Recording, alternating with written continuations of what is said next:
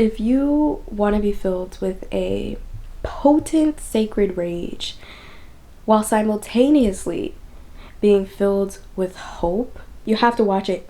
It's mandatory viewing. I don't make the rules.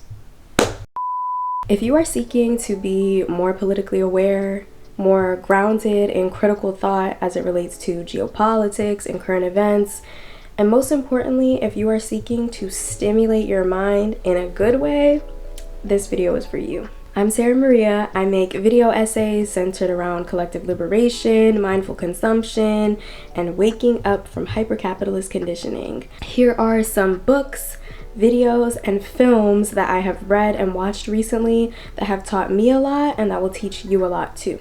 Let's get into it. First up, books. The first book I'll mention is this one right here, Freedom is a Constant Struggle by Angela Davis, which is a collection of essays, interviews, and speeches where renowned activist and scholar Angela Y. Davis illuminates the connections between struggles against state violence and oppression throughout history and around the world. So these essays and speeches are from different contexts and from different events, and they focus on different things, but the underlying thread is the connection between the Black freedom struggle and Palestine and the prison industrial complex and corporate capitalism. There's a section in the book where she talks about G4S, which is a transnational security company who participates directly and blatantly in the maintenance and production of repressive apparatuses in Palestine, prisons, checkpoints, the apartheid wall, to name a few examples. So not only are they, providing all of those services to the Israeli apartheid regime, but they also own and operate private prisons all over the world. They're used in schools here in the US, school to prison pipeline. And in the US, G4S provides transportation for deportees who are being ushered out of the US into Mexico. And so that's just one example. One corporation, granted a very large, powerful corporation, that directly has ties in these different systems of oppression all over the globe. So the second book, which I've quoted in a few of my videos already, is All About Love by Bell Hooks. This is also a pretty light, easy read if you're not a big reader or if you're just getting back into reading. It's super easy to understand, but the ideas presented, I think, are really valuable for contextualizing society today. Here at her most provocative and intensely personal, the renowned scholar, cultural critic, and feminist skewers our view of love as romance. In its place, she offers a proactive new ethic for a people and a society bereft with lovelessness. In 13 concise chapters, Hooks examines her own search for emotional connection and society's failure to provide a model for learning to love. Raising the cultural paradigm that the ideal love is infused with sex and desire, she provides a new path to love that is sacred, redemptive, and healing for individuals and for a nation. When we think about the state of apathy and mindlessness, mindless consumption, mindless laboring, and how it's really built into the system, it's built into the societal structure that we are distracted. The rise of consumerism, which she discusses in this, and this was written in the 90s, it's only gotten worse since then. I think consumerism at its core is a result of this loss of sense of self and a loss of sense of love for self and for others. And the third book I'll mention for today is The Wretched of the Earth by Frantz Fanon, which is a super famous text in the realm of thought around decolonization. I mean, as you can see, I have not actually gotten that far into this book, but still I recommend it, and I really do plan to finish it. But it is a more dense text than the other two. Something that modern society has done is try to erase these historical things that have happened as if they're so far in the past. You know how even when in the US we learn about the civil rights movement and they talk about it as if it's this thing that happened and we succeeded and it's over. That's so far from the truth. With the concept of colonization, we tend to treat it as something that's oh, that's a thing of the past, that's the old world, and it's over, and those African countries, those Latin American countries, those Asian countries, they have their independence now, so colonization is over. Far from the truth. And so this text does a really good job exploring what are the lasting implications of colonization in the psyche of the oppressed. The Wretched of the Earth is a masterful and timeless interrogation of race, colonialism, psychological trauma, and revolutionary struggle, and a continuing influence on movements from Black Lives Matter to decolonization. The whole first section of this book is titled On Violence. A really important but succinct idea extracted from this section is that violence is taught by the oppressors. So when you think about the rise of resistance movements, you have to understand the context in which they're rising. You can't look at them like they exist in a vacuum. It's not so simple to just say violence is bad, they killed people, they're the terrorists, they're the bad guys, they should be condemned. Because you have to think about the violence that has been done unto oppressed peoples for years and years and years. Something that happens, especially in Western media, is they'll be quick to be like, oh, see, those people are so violent, they're so barbaric, without showing the violence that's been done to them by their colonizers. They'll never talk about that. But it is such an important aspect of the story to contextualize what's actually happening here. But there's a reason why they don't tell us that, and I mean, we know that reason. It's a really good book, to say the least. Next up, videos / podcasts. So this is like social media content that I have watched that has taught me a lot and that I want to share with you guys. First up is More Perfect Union. I think I've mentioned them or referenced some of their videos in a few of my own videos because I really do watch a lot of their videos as research for my own stuff. So they report on the abuses and wrongdoing of corporate power and seek to hold accountable the ultra-rich who have too much power over America's political and economic systems. And I cannot express how grateful I am that they exist in this really toxic ecosystem of corporate mass media, and I have a video about that, so I'm not even gonna get into that right now. They have a bunch of good videos. Two of the ones that I can think of off the top of my head are the one about the military-industrial complex, the Pentagon, and the defense industry, and all of the corruption going on there. It really takes a deep dive into that. They did one about Springfield, Ohio. You guys remember after the presidential debate last year when some really ignorant false comments were made about Haitian migrants in Springfield. They went on the ground in Springfield and kind of explored the historical context of that place and the stories of the migrants as well as the working class Americans that live there. And that's a really good video to put the whole issue into context in a more grounded and factual way. Another creator I'll mention is Deja Sade. She is super knowledgeable about US politics. One video of hers that I've watched recently, which I mentioned in my last video, is the privatization of everything, how America sold itself out.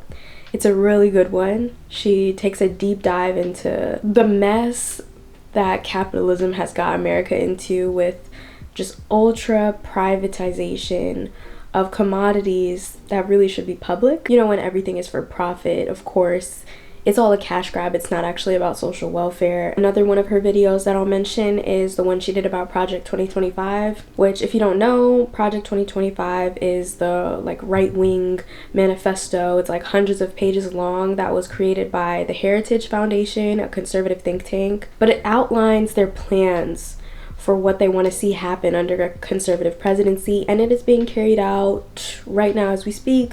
If you're anything like me, you know, I'm realistically not going to read it for myself, so resources like what Deja Sade has created, this video where she breaks it down so that we can all understand it, are so valuable because we need to understand this. Another page I'll mention is Uncivilized, a digital media network and production company sharing stories from around the world that center the narratives of peoples and places that have been underrepresented, silenced, or erased. Their storytelling is rooted in activism and community building that can inspire international solidarity, shared understanding, and collective action against situations of injustice. I have not watched most of their videos, but I've been meaning to go and watch more of them. But the one that I have watched is called How Empires Fall and Why the US is Next. Tea. First of all, the production on this is, and it does a really good job breaking down historical examples of empires, how they have fallen, specifically like the Roman Empire. To take a quote from them, they explain it as, the Roman Empire did not fall in a day, right? it was death by 1,000 cuts. So it's a lot of little things that further and further and further destabilize a society. And, you know, so they reference historical examples like the Roman Empire, but there's a lot of parallels to be drawn to what we're seeing happen today. The next creator I'll mention is Ismatu Gwendolyn. She writes essays. I believe she has a Patreon, but she also has the essays available in podcast form on Spotify, which is where I listened to this one that I will share with you today, which is called The Strip Club Did Indeed Make Me Bonkers. And it explores her, first of all, it's amazing. The writing is amazing. I listened to it twice, and I'm probably going to listen to it again because, yes, the ideas presented are just incredible. And she basically draws on her experience working as a literal stripper and how that like altered her brain chemistry with how she relates to money, to wealth, and what wealth means. And I mean, obviously it goes way deeper than that. You'd have to listen to it for yourself. But what I really like about her work is that she pushes, I feel like when I listen to her, she pushes me to push my own boundaries of what I think is possible for the world. There are a lot of illusions that we accept as like just fixed reality, and we're just like, there's nothing I can do, this is the way it is, I have to just fend for myself and survive in this system. But we really need to be pushing our minds to be like, no, this is not just how it is. And she touches on, you know, like the notion of risk and how any revolutionizing, there is inherent risk that comes with that, and we have to be willing to accept that risk and to live in that risk if we really want to see change. And then the last thing I'll mention in this section is EFF, which stands for Essays for Palestine, which if you saw my last YouTube community post, you saw that I shared that I'm a part of a new mutual aid initiative called EFF, which is a Patreon-based subscription service where patrons can get access to multiple essays a month, and all the funds will go directly to Palestinians in Gaza. So it's a purely volunteer-run effort. I'm serving as both the social media manager, so I'm running the Instagram, but I'm also an essayist. The Patreon will be launching on September 1st, and so it's a bunch of writers and creators that are coming together to make this possible. So the essays that we for sure have coming up for September are going to be The Empire's Monopoly on Violence, Palestinian Feminism, the Feminist Movement, and the Apartheid System of Israel, and Mistranslations and Lack of Nuance Between Arabic and English, the Prompting of Conflictual Political Discourse in Media. Basically, if you're here and you're watching this and you watch my videos, you will probably also enjoy those essays. Please, if you can, financially support the cause. If you can't financially support, we'd really appreciate it if you could just follow the Instagram, engage with our posts, share, tell your friends about it, because mutual aid is literally what is going to save us when our governments are consistently failing us time and time and time and time and time and time and time again, and telling us that they don't care about what we care about. They don't care about actually mitigating the suffering of real people. We just have to take matters into our own hands. So this is really important to me. So yeah, I hope you guys can support it in any way that you can. Okay, next up is films. So the first film I'll mention is Don't Look Up. It's a satire film about the climate catastrophe, and so they shape it in the form of like a meteor is coming to hit Earth, but it's really a metaphor for climate collapse, which obviously happens in like step, and it's happening right now. It just touches on the general apathy, both by our government, by our corporate mass media machine, and within the general public. There's just, everyone is so desensitized to climate catastrophe, and I mean, obviously you have people that even question that it's even happening. It's like showing us ourselves, but in this exaggerated and silly way. Like they're making it funny, but it's really what is happening in real life. So it's a good film. It's pretty funny and dark. Yeah, The next film I'll mention that I came across here on YouTube on like my explore page is called Afterlife: How Colonization Changed Nigeria's Spiritual and Cultural Identity, by Jubilian Garuwa. Apologies if I'm mispronouncing. It investigates the conflicts between Nigerian indigenous faiths and Western religions, shedding light on the struggle for cultural preservation and the loss of sacred knowledge. This film challenges mainstream narratives, offering a deeper understanding of Africa's spiritual landscape before colonization and the resilience of traditional belief systems in modern times. So yeah, it kind of goes back to what I was talking about when I was talking about the Wretched of the Earth and the ideas presented in that book, about how the effects of colonization are felt today and strongly as it relates to language, as it relates to culture and customs, religion, spirituality. Colonization changed the landscape of the entire world, and we cannot act like that's not true. And we have to talk about the details of it, like how it changed it, how it erased entire people, how it attempts to erase entire people, like what we're seeing right now in Palestine. And the last film I'll mention today is The Encampments, which is a documentary produced and distributed by Watermelon Pictures, a film production and distribution company rooted in creative resistance. They aim to entertain audiences and enrich the cultural landscape by promoting stories that reflect the perspectives and experiences of Palestinians as well as other marginalized groups around the world. So The Encampments is a documentary about the student encampments that started at Columbia University last April, but then obviously spread to hundreds of other campuses across the US and across the world, which were students protesting the genocide in Gaza and protesting the university's financial ties and investments with weapons manufacturers that are supporting the Israeli genocidal regime. So students set up tents on campuses, and they said, we're not leaving until our demands are met. And their demands were, I mean, you can watch the film for more in depth, but their demands were nothing crazy. But were the police in riot gear brought down upon them? Yes, of course they were. If you want to be filled with a potent sacred rage while simultaneously being filled with hope, you gotta watch this film, because it will make you so enraged while also making you feel like we can win this.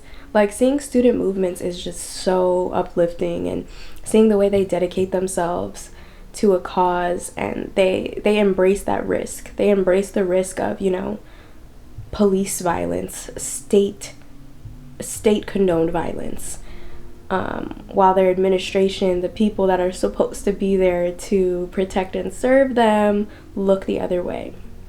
But still they persist in this fight, still they resist. Throughout the film, they show these scenes of the students of so many different cultural and religious backgrounds. Jewish students were there, Muslim students were there, Palestinians were there, Latinos were there, Black students were there, white students were there, queer students were there. It was just like this beautiful solidarity, a beautiful vision of solidarity. They're singing songs in different languages. At Columbia University specifically, restaurants around the area were donating food so that the students at the encampments could eat, and to the point where they had an abundance of food. So it's really beautiful to see the way people come together for the cause. And I think what happens with like corporate mass media and even with social media, where you get these tidbits of what's going on, you know, I remember seeing the news about the encampments, feeling like so overwhelmed and triggered and just terrified. And then watching this film, I realized just how much that fear that I felt is a part of the system. They want us to be so afraid. They want us to see the snippets of the police in riot gear coming with their tear gas and rubber bullets and dragging protesters, arresting students, arresting peaceful protesters, punching them in the face, dragging them on the ground. They want us to see this violence so it can be front of our minds, to send the message that this is what happens. This is what happens when you resist. But when you watch this film, you'll realize that that was actually, you know, the violence is actually a small part of it. Granted, it's a big part of it and incredibly traumatizing for those students and the people that were a part of that, and even to see it, it's traumatizing. But that's like a small part of the story, and it's not the most important part. Seeing them just singing songs, seeing them coming together, seeing their individual faces and the speeches that they're giving to each other, and, you know, this expression of solidarity that simply is not shown in media. And that's why, all this to say, films like this are so important, and I'm so grateful that this exists and that it can tell this story the proper way. Yeah, you guys have to watch it. You have to watch it. It's mandatory viewing. I don't make the rules. You can rent it or buy it from watermelonpictures.com, or you can subscribe to Watermelon Pictures Plus to have access to the encampments as well as all of their other films. And they have a bunch of other films about Palestinian struggle, about Sudan. I personally just went for the subscription because I want to watch a bunch of the other films too, while still like supporting Watermelon Pictures directly and not renting it from like Amazon or something. No. Yeah, that's all I have for today. I hope this video was helpful. I hope it was informative. Please let me know if you have read or watched any of the things that I've mentioned and what you thought about them. I will see you guys in the next video. Bye.